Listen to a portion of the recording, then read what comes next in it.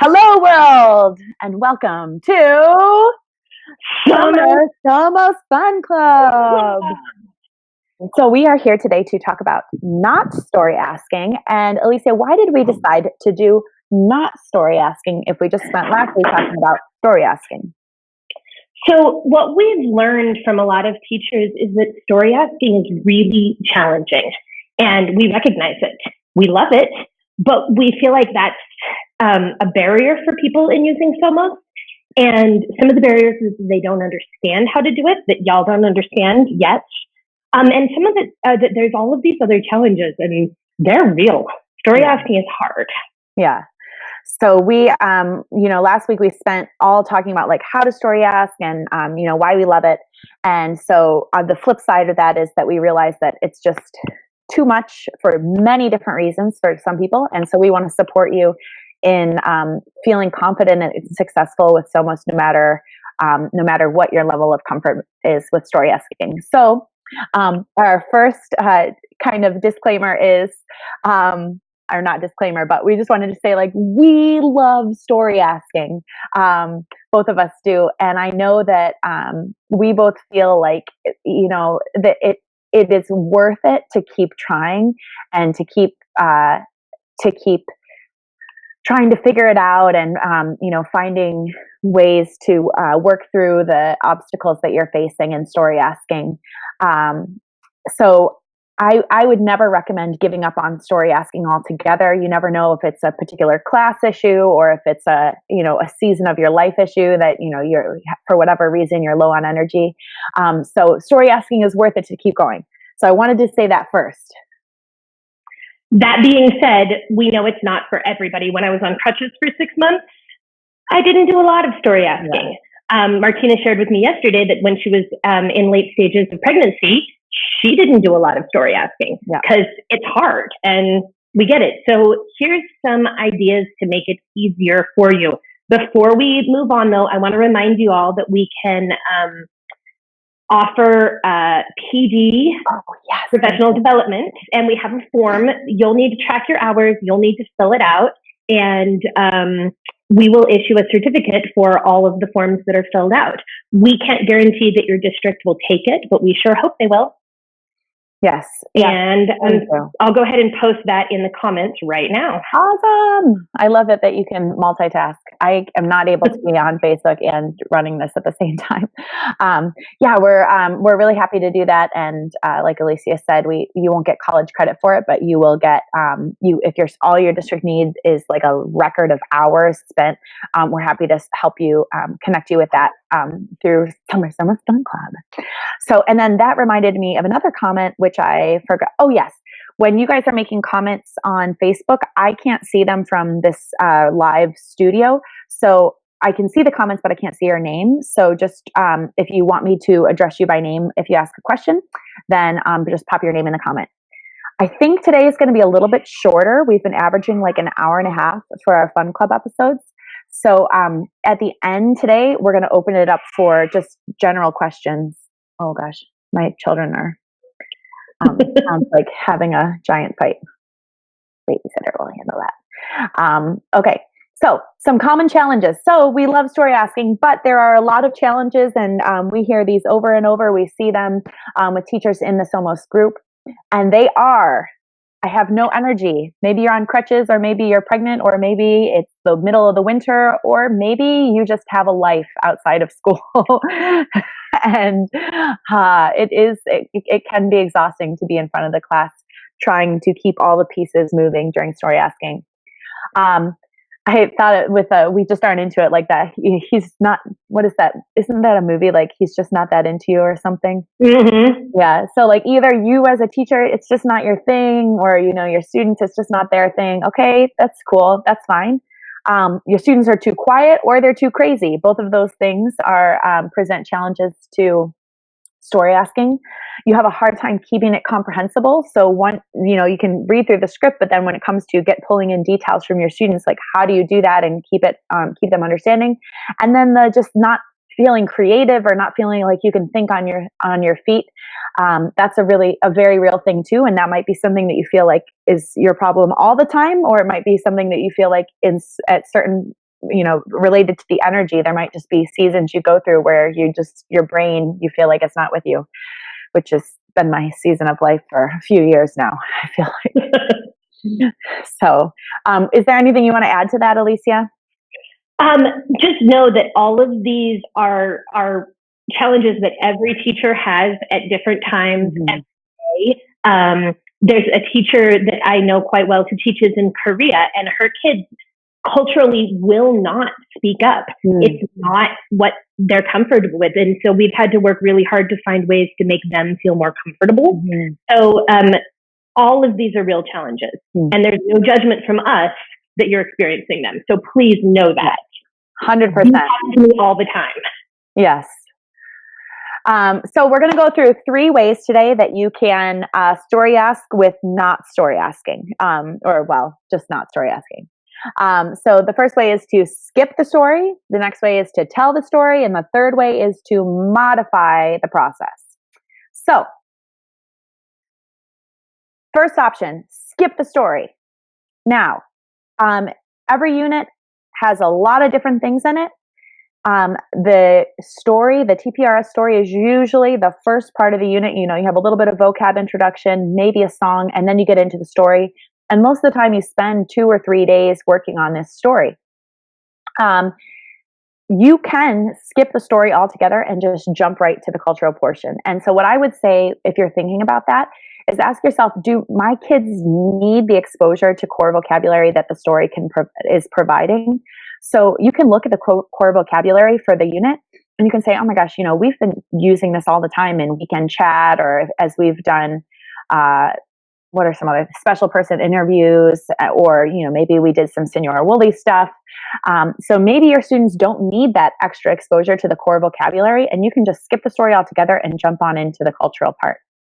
Another question to ask yourself is, what other input activities are available either in the curriculum or from other places that use the same core vocabulary? So if you're going to skip the story and your students do need exposure to the core vocabulary in order to understand all the cultural stuff, then think through, what else is available. And if it's a unit that has a lot of extra stuff, that has a movie talk, that has a game, that has, this, that, or the other thing, maybe you can get by just fine without the story altogether.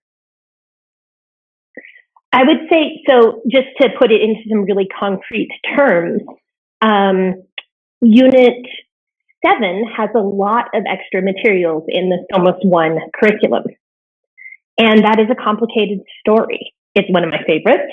However, that language is your students will get exposure to those core vocabulary pieces again and again and again. Unit 8 has less activities. And many of the activities in Unit 8 are based off of the story. So that would be one where maybe you wouldn't want to skip the story itself. You might want to tell the story or use another of the strategies we're going to show you. Awesome. So I'm glad you said that last piece. So we would probably recommend, it would be hard to skip the stories altogether in every unit, unless you're using Somos with a class that's already had Spanish for a while. But thinking about a Spanish 1 class, it would be hard to skip all the stories. But there are definitely some that you can skip, and the ones that you can skip are going to vary depending on what else you've been doing in class. And you can look at them judiciously, like Alicia said, for the units that have more or less pieces in them, and how dependent all of the other pieces are on the story. Okay. We have a question, and is it necessary to spend more than 1 day on the story? It's totally up to you. So generally, the way the lesson plans go are you ask the story 1 day, and then you work with the story that you've co-created with the class for 1 to 2 days after that, depending on your pace, what else you're doing, and that sort of thing. So it's totally up to you. In my experience, kids really like it when I milk a story, when I park on it, and we spend a lot of time on it. When they get bored, it's really clear, because then the behaviors start, and that's when it's time to move on. So that's how I kind of read it, is I milk it for as long as I can, and then quickly move on. And like we emphasized in, I believe it was our second Summer Somos Fun Club, which was about the Somos unit structure and what you find in a unit. The lesson plans are suggestions, and so you are never obligated to do exactly what is written. And if you haven't seen that Summer Somos Fun Club session, I would definitely recommend going back and watching it. I think that's really key, and will just help you to release you from a lot of the pressure that you might feel as you're reading through the lesson plans and as you're seeing what other people are doing in the group. But yeah, you are never obligated to do story activities. The reason that I like doing them is because it builds students' confidence. They love being able to retell a story. And if you've just asked it in class, usually they're not ready to retell it on their own. But kids really do want to, they want to be able to produce the language. You know, that's the evidence of what's happening inside their heads.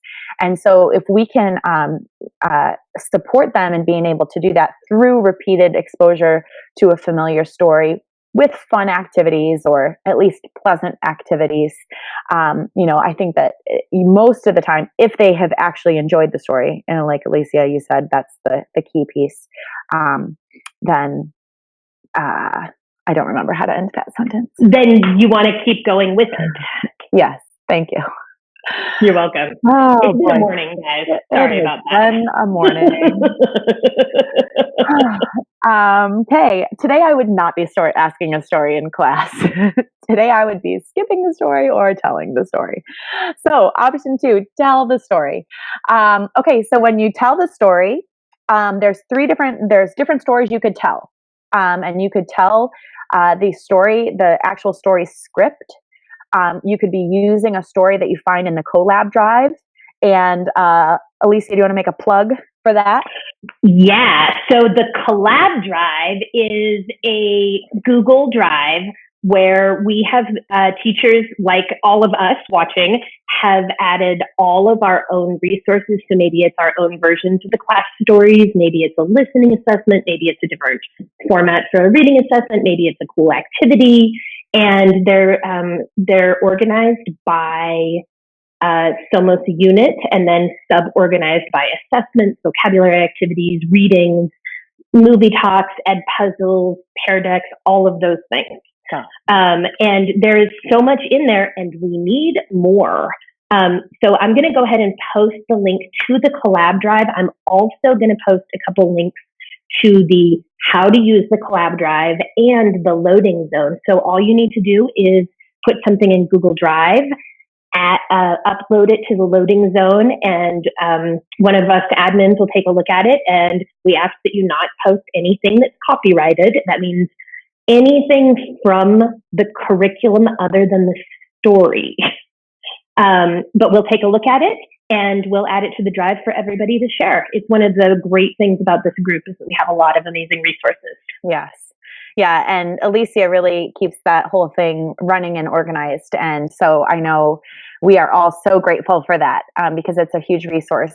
And whenever you create a story with your class, I mean, there are thousands of teachers out there that are asking the story for Unit 2 with their classes, and they have their own version of the story. Take a minute and pop that into the loading zone, because then what that ends up doing is that essentially creates a library of readings that we can all use with our students for extra reading and for sub-plans and for telling stories when we don't want to ask them, things like that.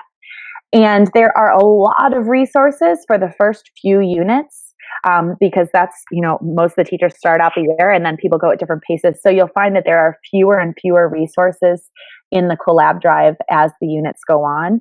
And so especially if you're teaching, units 10 through 27, please drop those resources in the drive. And the new SOM users as well, because we have very little in French and we would love to build up our French resources from a collaborative perspective.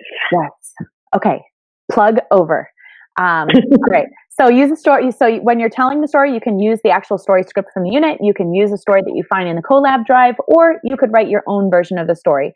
So like if you have watched last week's story on asking last week's Summer Somos Fun Club on asking the story, you'll know that there are different details in the story script that are variable. So if you just change out those details with your own creative ideas, you can tell your own story to your students. But then what does that look like when you're telling a story? So you've got a story, you've chosen one of those three options, now you're going to tell it. How do you do it? So students can't, so you're not even really telling it. And for that, I meant to update that blog post before today, but I didn't. So I have a blog post called Plan B, and that was something that I wrote for one of my classes. It was my fifth period? It was the period right after lunch at any rate. And they were just so crazy. They had been together in the same class since sixth grade. And so it was their third year together, and there was no seating arrangement that could keep them from talking to each other. They just were the best of friends, which was wonderful, but it made story asking so difficult because they were just crazy. So I put them on what I called Plan B, which was no interaction. So we did everything based on readings, and that blog post is about it. So there's a lot of different ways that they can read the story and still have kind of the illusion of interaction, but they're not actually opening their mouths. That's what that post is about. So if they're not reading it, though, you can tell it to them, and either while you're telling it to them, they can draw it. And Anne-Marie Chase has an awesome blog post about called it's a draw along activity. Elisa, did she actually use that in IFLT last week? She modeled it when we were co-teaching. I asked the story, and then she had the students do a draw along as she continued to add the details. However, I've also seen her just tell a story and draw along, which is fantastic. It's also a great subplan. Her videos are my go-to subplans these days. Just a plug for that. And that is very engaging because students don't know what you're going to draw, and you don't have to be a great artist. Stick figures are plenty good. Do you want to give a brief, tell us what she does in a nutshell? Yeah, so she'll tell a story. For instance, she was telling a story about her family. So she drew a picture of her mother and her father, and like a man stick figure and a woman stick figure. And she kind of gave some background on them. And then she went on to explain how they have 3 kids and on and on. And it was hilarious. So the kids were getting a visual. She was writing new words up on the board so they could see what they meant.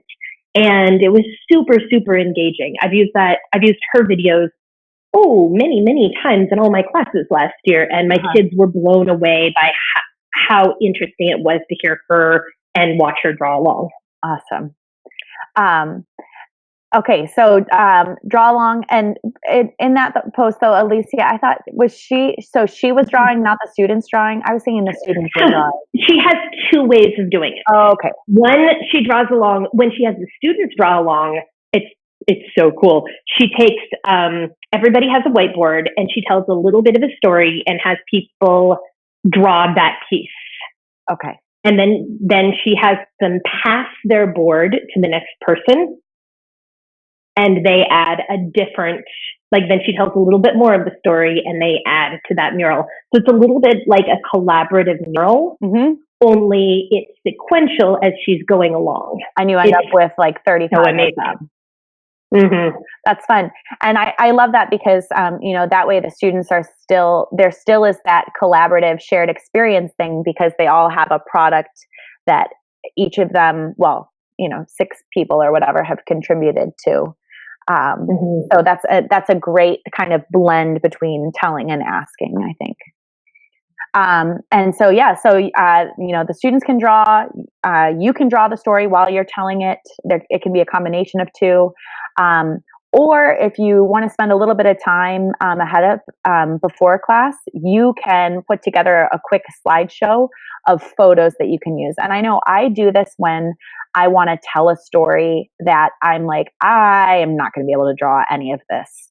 And so, for example, at IFLT a couple of weeks ago, I was telling a story about Chance the Snapper, and I just thought I can probably draw the alligator, and then beyond that, I wouldn't know how to illustrate this story. So I pulled together a little slideshow with 10 images before my session, and so that I could talk about the pictures on the slideshow instead of having to try to draw them myself. It does take a little bit more prep. Okay, and if so, you can skip the story altogether, you can tell the story, or you can modify the task. So you can do a modified story asking. So there still is some element of choice, or student choice, but it's not open-ended and crazy. And so, Alicia, how about you talk about this one, because you have, I think, done a lot. All right. So here's, if there's a class that just can't handle open-ended questions, like what is her name? That's a tough one. That's a tough one, and yet we all know there are those classes. So one thing that I've done before is that I'll go through and I'll decide on the details. So either I will ask out loud, is her name Janet or is her name Janice? I will put it, I don't generally use Kahoot, but I have definitely seen posts of teachers who do this, and students they vote with Kahoot on what the options are. Now, this is one of those where it's very constrained. You decide what the options are, and then they vote, but they still get some of that ownership piece. You're still co-creating a story. And we have a link up there to a way to do Kahoot without tech.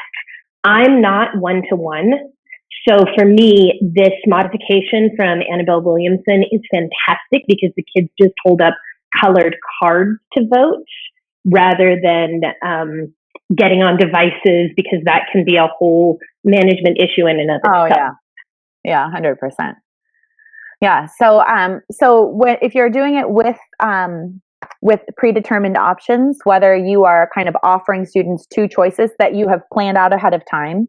So, you don't have to have planned them out ahead of time, I guess. You could be thinking on the spot, but, to make it as easy as possible on yourself, prepare and figure out, okay, for each of these details, these are the two choices I'm giving. So either you're presenting them to your students and they're, voting with their hands, or you really thought ahead of time and you put it in Kahoot, or you're doing the no prep on Kahoot on the spot, like Annabelle talks about in that post.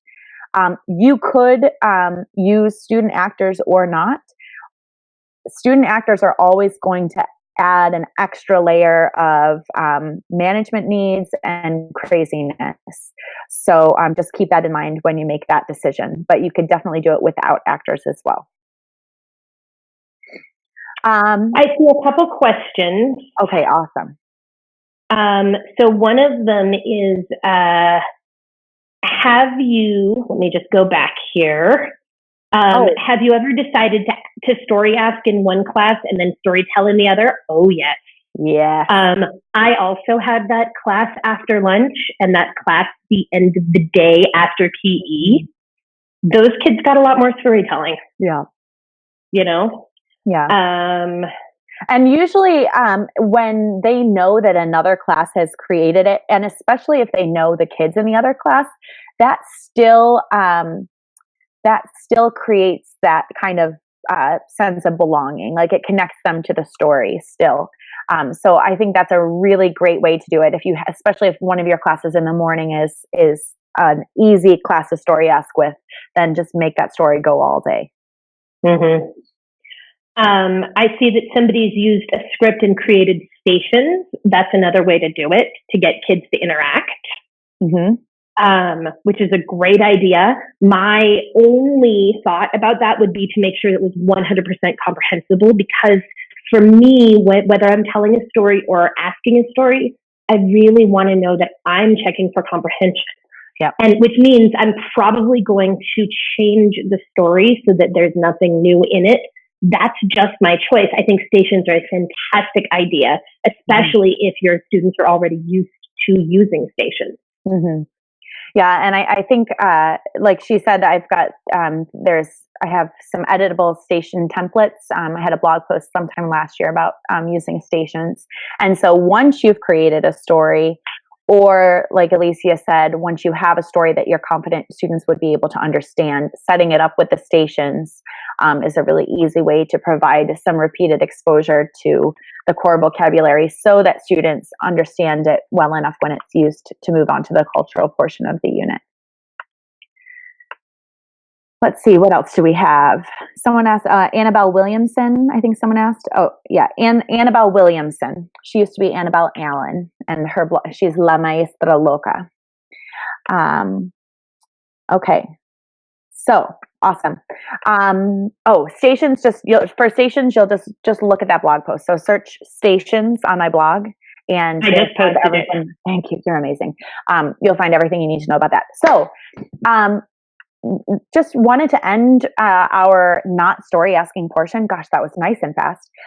With an affirmation that the reason that we love story asking is that it is this shared experience that you're creating something together, and building connections between the teacher and the students, and between students. Oh, excuse me. Not a great place for a yawn. And storytelling is still a shared experience, and it still is an experience that is creating connections. And so continue to think about it that way as you're preparing your not story asking lesson, and always look at it with the lens that how can I use this to connect me to my students, to connect my students to each other, and connect them to the world. And I think if you do that, you're going to it's not going to feel like you're telling a story at the student. You're still telling a student, you're sharing an experience with them. Remember that's doesn't matter where your ancestors are from. Part of the human experience is storytelling. The oral tradition is huge. And also remember, one of our big mindset shifts is connections, not curriculum. So really focusing on connecting ourselves and each other.